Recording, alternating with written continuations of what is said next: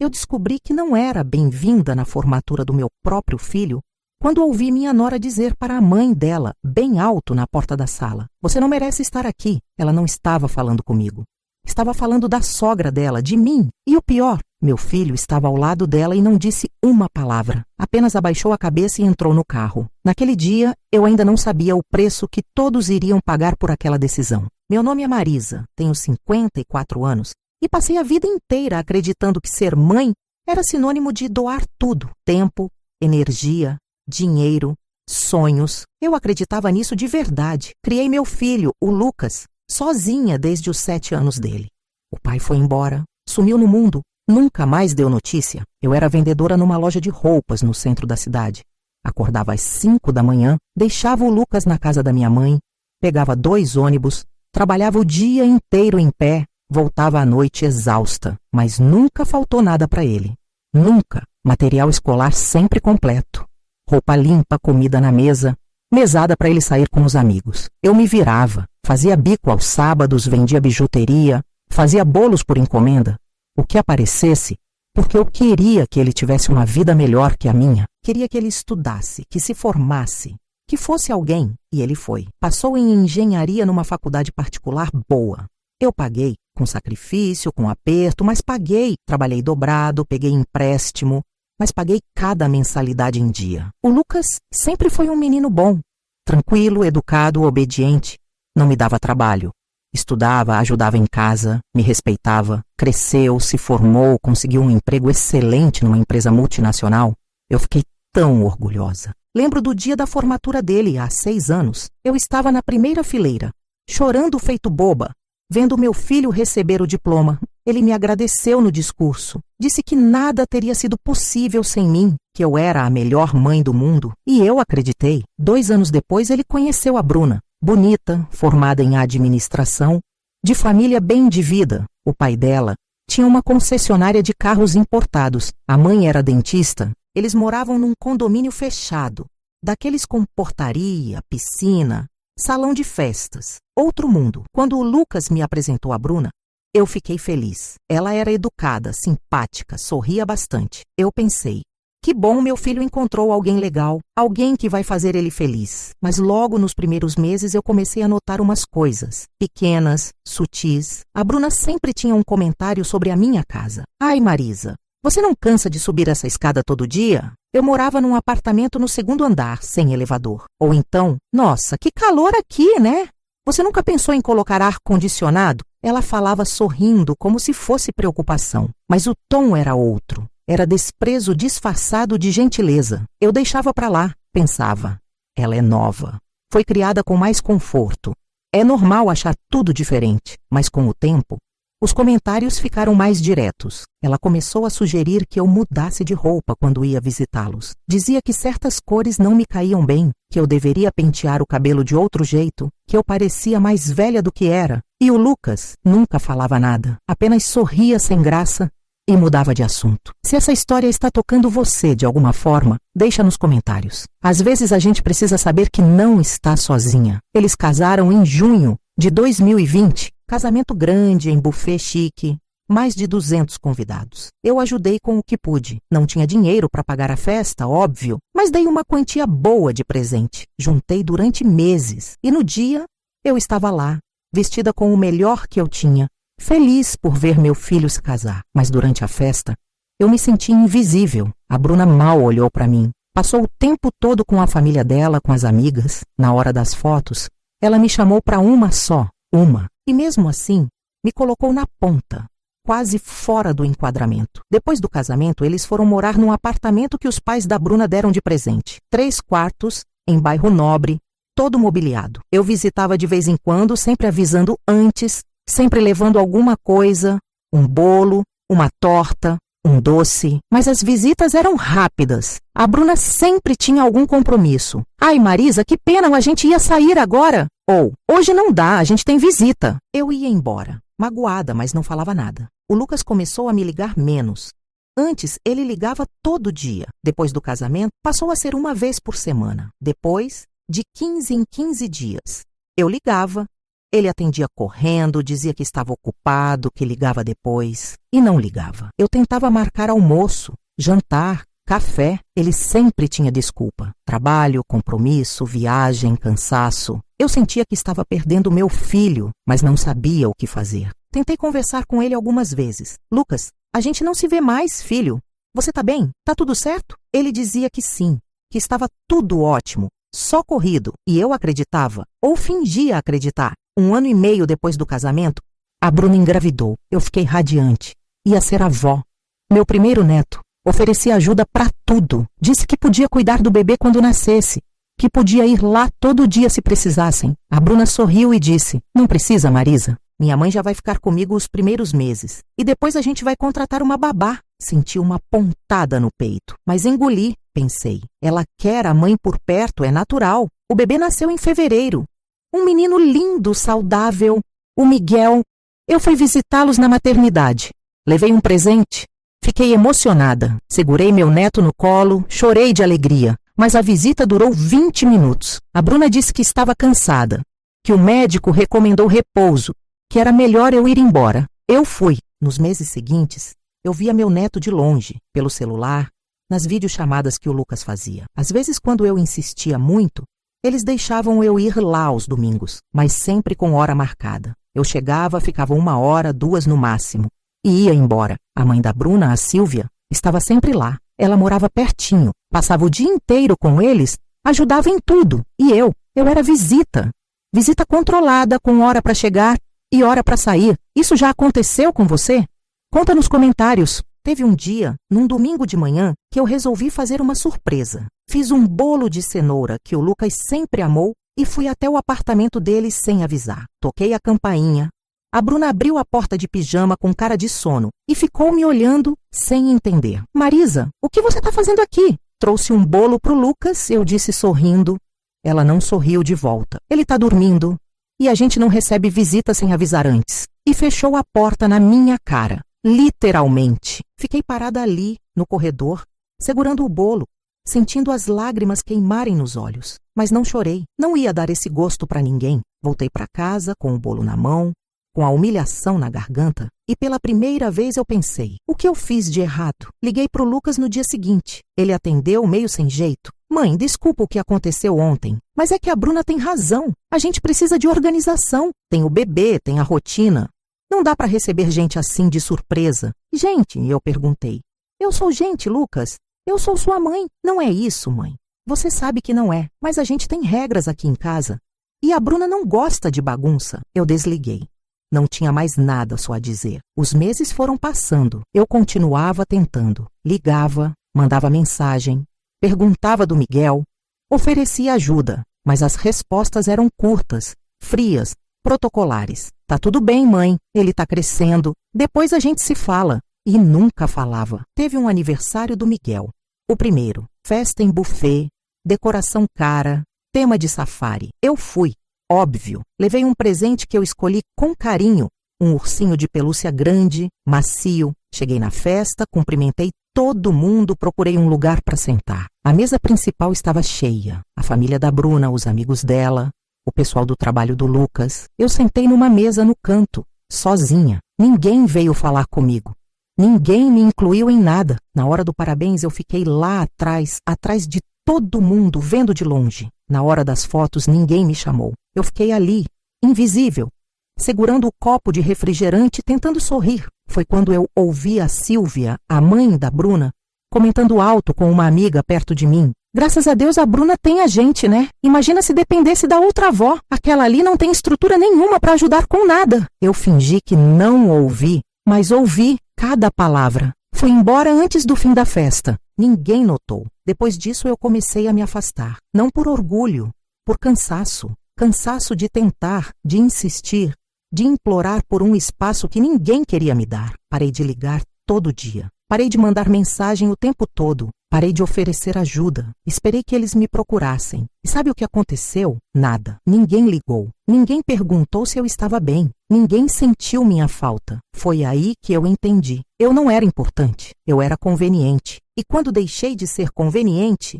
deixei de existir. Se essa história está te tocando, Deixa o like e compartilha com alguém que precisa ouvir isso. O tempo foi passando. Miguel crescendo. Eu vendo tudo pelo celular, pelas fotos que o Lucas postava. Ele no parque. Ele na praia. Ele com a avó Silvia.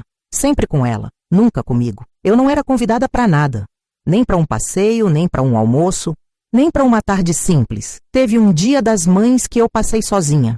Completamente sozinha. O Lucas mandou uma mensagem de manhã. Feliz Dia das Mães, mãe. Beijo. Só isso. Nem um telefonema, nem uma visita, nada. Eu fiquei o dia inteiro em casa, chorando, me sentindo a pior mãe do mundo. Porque se eu fosse boa, se eu fosse importante, meu filho estaria comigo? Não estaria? Foi nesse Dia das Mães que algo quebrou dentro de mim. Eu percebi que estava vivendo uma mentira. Eu tinha dado tudo por aquele menino, tudo. E agora, ele me tratava como um peso, como alguém que ele tinha obrigação de suportar. Mas não vontade. Comecei a fazer terapia. Sim, terapia. Paguei caro, tirei do meu salário, mas fui. Porque eu precisava entender o que estava acontecendo. Precisava entender se o problema era eu. Se eu tinha sido sufocante demais, controladora demais, presente demais. A terapeuta, a doutora Andréia, me ouviu durante semanas e me disse algo que me abalou. Marisa, você ensinou seu filho que o amor de mãe é incondicional. E ele aprendeu. Aprendeu que não importa o que ele faça. Você vai estar lá. Então ele não precisa fazer esforço nenhum, porque você nunca cobrou nada. Aquilo me doeu. Mas era verdade. Eu nunca tinha cobrado nada. Nunca tinha dito não. Nunca tinha imposto limites. Eu achava que amor era isso. Aceitar tudo. Perdoar tudo. Estar sempre disponível. E olha no que deu. A doutora Andréia me ensinou que dignidade não é egoísmo, que eu tinha o direito de ser respeitada, que eu tinha o direito de exigir reciprocidade. E que se eu não exigisse, ninguém ia me dar. Foi difícil aceitar, porque eu passei 54 anos acreditando no contrário. Mas eu comecei a mudar, devagar. Comecei a viver mais para mim. Voltei a sair com amigas que eu tinha abandonado. A Cleide, a Rosângela, mulheres da minha idade, que também tinham histórias parecidas. A gente se encontrava todo sábado para tomar café, conversar, rir. Eu comecei a fazer caminhada de manhã. Comecei a cuidar mais de mim, do meu cabelo, da minha pele. Comprei roupas novas. Me senti bem comigo mesma pela primeira vez em anos. E sabe o que eu percebi? Que eu não precisava do Lucas para ser feliz. Que eu tinha uma vida. Que eu podia construir uma vida sem ficar esperando que ele lembrasse de mim. Passou quase um ano assim. Eu vivendo a minha vida, o Lucas vivendo a dele. A gente se falava de vez em quando, sempre por mensagem, sempre superficial. Eu não cobrava mais, não perguntava quando ia ver o Miguel, não oferecia ajuda. Só respondia quando ele falava comigo. E olha, ele quase não falava. Até que, em outubro do ano passado, ele me ligou. Era uma quinta-feira à noite. Eu estava assistindo televisão. O celular tocou. Vi o nome dele na tela. Atendi. Oi, mãe. Tudo bem? Tudo, filho. E você? Tô bem. Olha, eu liguei para te contar uma coisa. A Bruna passou no mestrado. Ela vai começar ano que vem. Que legal, Lucas. Parabéns para ela. A gente tá bem feliz. E mãe, eu queria te pedir uma coisa. Fala. Será que você pode ajudar a gente com o Miguel? A Bruna vai ter aula à tarde. E a babá só fica de manhã. Então a gente ia precisar de alguém para buscar ele na escolinha e ficar com ele até a gente chegar em casa. Silêncio. Eu fiquei muda, processando. Ele estava me pedindo para ser babá. Para cobrir a lacuna que a babá não cobria, para ser útil, para ser conveniente. Respirei fundo e falei, Lucas, eu trabalho até às 6. Não tenho como buscar o Miguel na escola. Ah, mas você não pode sair mais cedo ou pedir uma folga. Não posso, filho. E mesmo que pudesse, eu não sei se eu quero. Como assim não sabe se quer? Ele é seu neto, mãe. Eu sei, mas eu não sou babá. E se você não me quis por perto quando não precisava de nada? Não tem o direito de me querer agora só porque precisa? Ele ficou sem resposta. Eu podia ouvir a respiração dele do outro lado. Mãe, não é assim. É assim sim, Lucas. Você me deixou de lado. Você me fez sentir que eu não era importante, que eu era um incômodo. E agora, quando você precisa, você me liga. Mas não é assim que funciona. Não comigo, não mais. Desliguei e chorei. Chorei muito.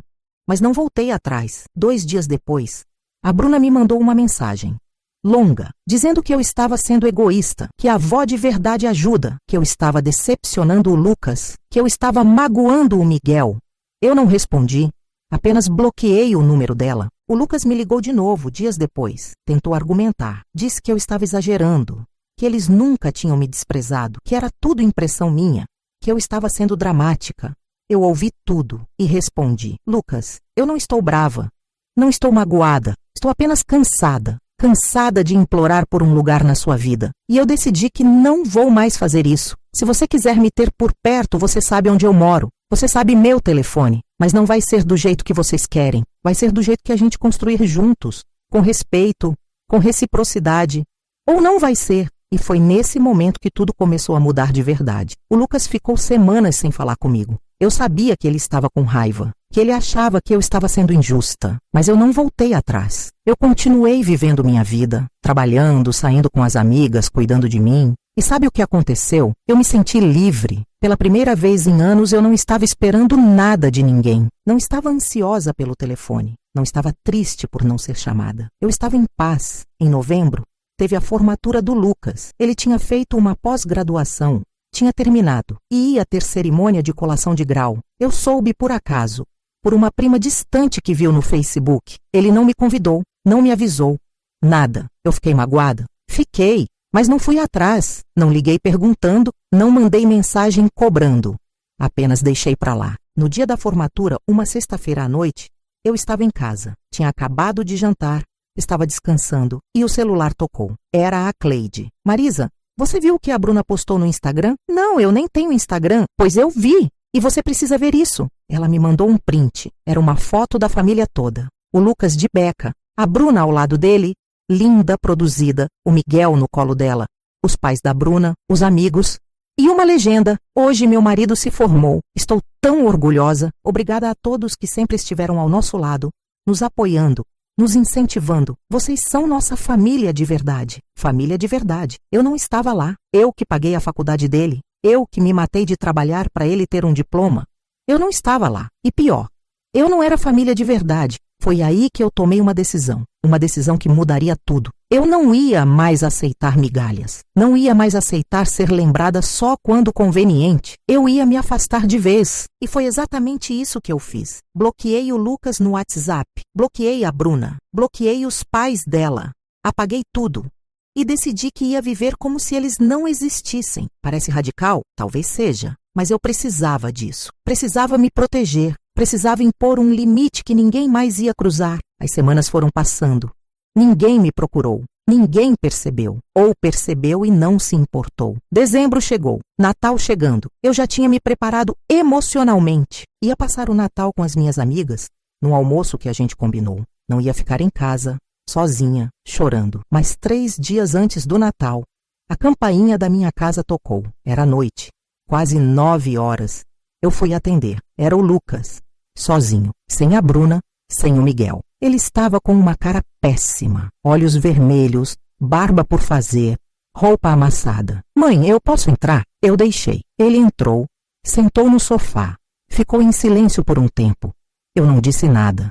Apenas esperei. Ele respirou fundo e começou a falar. Mãe, eu errei. Eu errei muito. E eu só percebi isso agora quando você sumiu. Quando eu percebi que você não estava mais me ligando, não estava mais perguntando do Miguel, não estava mais oferecendo ajuda. No começo, eu achei que você estava de birra, que ia passar, mas não passou. E aí eu comecei a pensar, a lembrar de tudo que você fez por mim, de tudo que você abriu mão e de como eu te tratei, como eu deixei a Bruna te tratar. Ele parou, limpou os olhos com a mão. Eu conversei com a Bruna.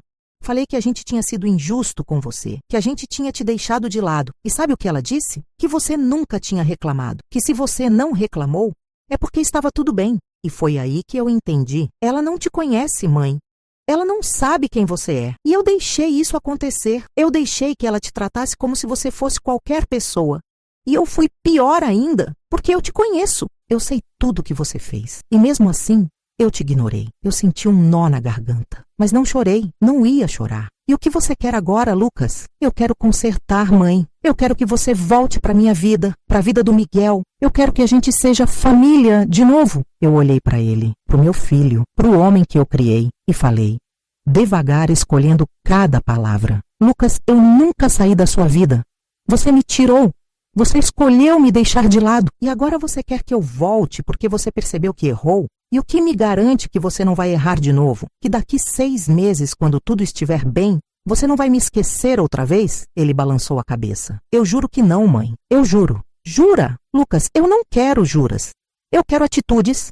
Eu quero respeito. Eu quero ser tratada como mãe, não como empregada. Não como babá. Não como alguém que só serve quando é útil. Ele assentiu. Eu sei, mãe. E eu vou fazer diferente. Eu prometo. Mas, por favor, me dá uma chance. Eu fiquei em silêncio, pensando, avaliando, e falei. Eu vou te dar uma chance, mas não é uma chance de graça. Você vai ter que provar, com ações, com presença, com respeito. E se você falhar, se você voltar a me tratar como antes, eu não vou dar outra chance. Eu vou embora de vez, e dessa vez não tem volta. Ele concordou. E nos dias seguintes, ele começou a agir diferente. Me ligou todo dia. Passou lá em casa algumas vezes sozinho, só para conversar. Me chamou para almoçar num restaurante, só nós dois. E foi nesse almoço que ele me contou algo que eu não esperava. Mãe, eu e a Bruna estamos em crise. A gente está brigando muito. Ela acha que eu estou dando atenção demais para você, que eu estou te colocando acima dela. E eu disse para ela que não é isso,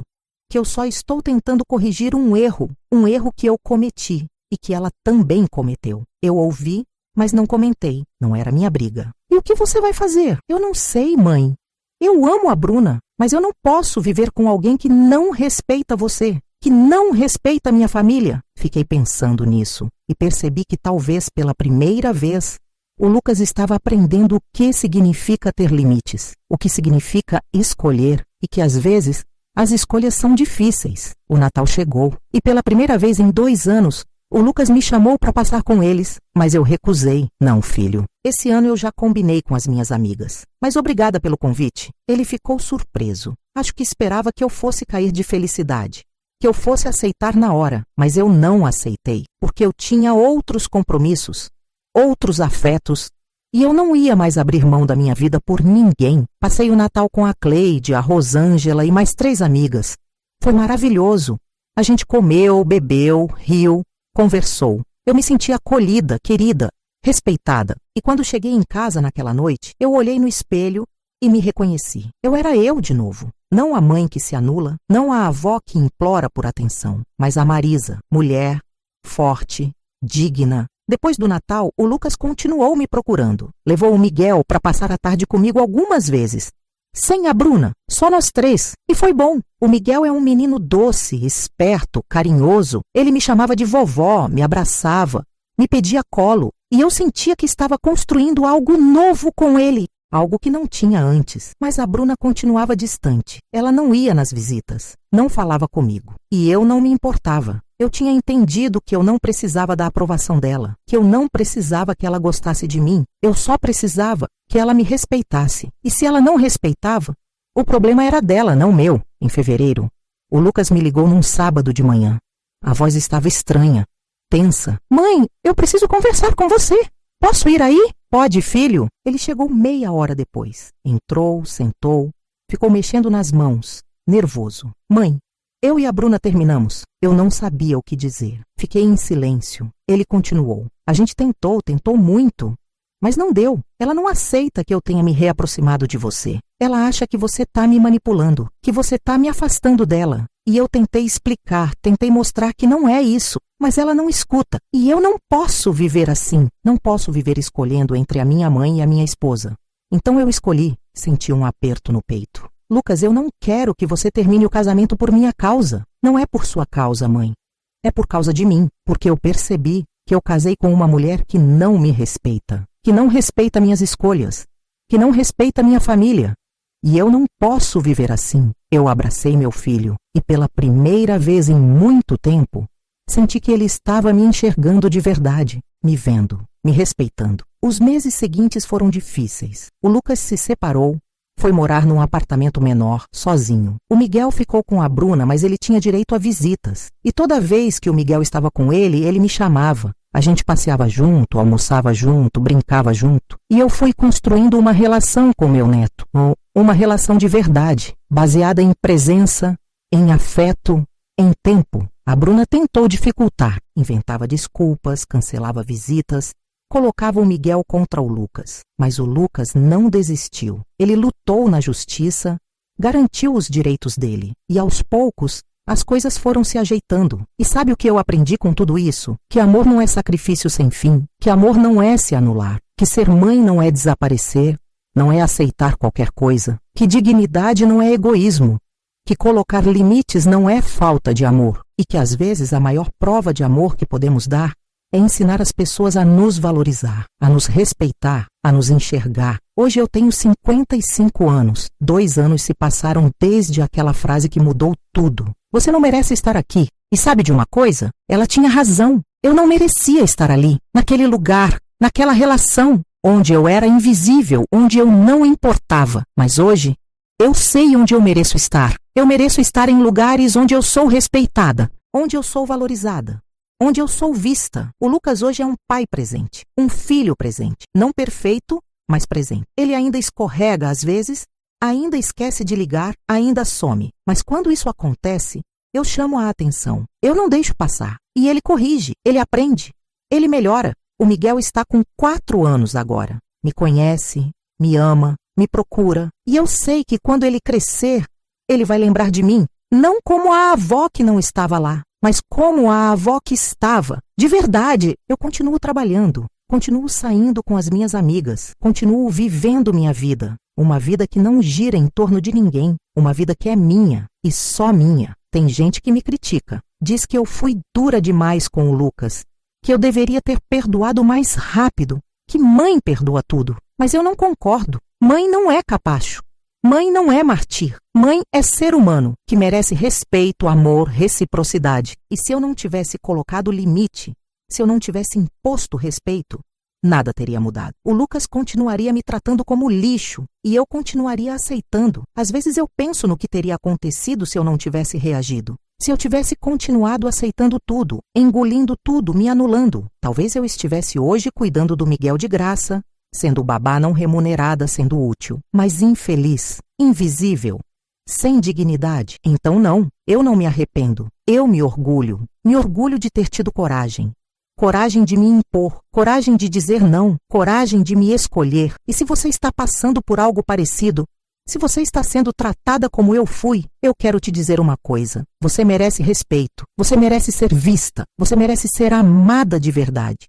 E se não estão te dando isso, você tem todo o direito de se afastar, de colocar limite, de se proteger, porque a gente não ensina as pessoas a nos amarem sendo capacho. A gente ensina sendo digna. Eu não sei o que o futuro reserva. Não sei se o Lucas vai manter essa mudança para sempre. Não sei se a relação dele com a Bruna vai melhorar ou piorar. Não sei se o Miguel, quando crescer, vai me valorizar ou me esquecer. Mas eu sei de uma coisa. Eu nunca mais volto para um lugar onde eu precise implorar para ser respeitada. Nunca mais, porque eu aprendi que o amor de mãe é forte, mas a dignidade é mais forte ainda. E sem dignidade não existe amor, existe dependência, existe submissão, existe anulação. E eu não quero mais nada disso. Eu quero ser respeitada. Ou eu não quero nada. Se essa história tocou seu coração, compartilhe para que mais pessoas aprendam. Comenta de que cidade você está assistindo e se quiser mais histórias assim, se inscreve no canal e ativa o sininho. Porque histórias como essa precisam ser contadas, para que outras mulheres saibam que não estão sozinhas, que não são loucas, que não são egoístas, que são apenas humanas e que merecem ser tratadas como tal.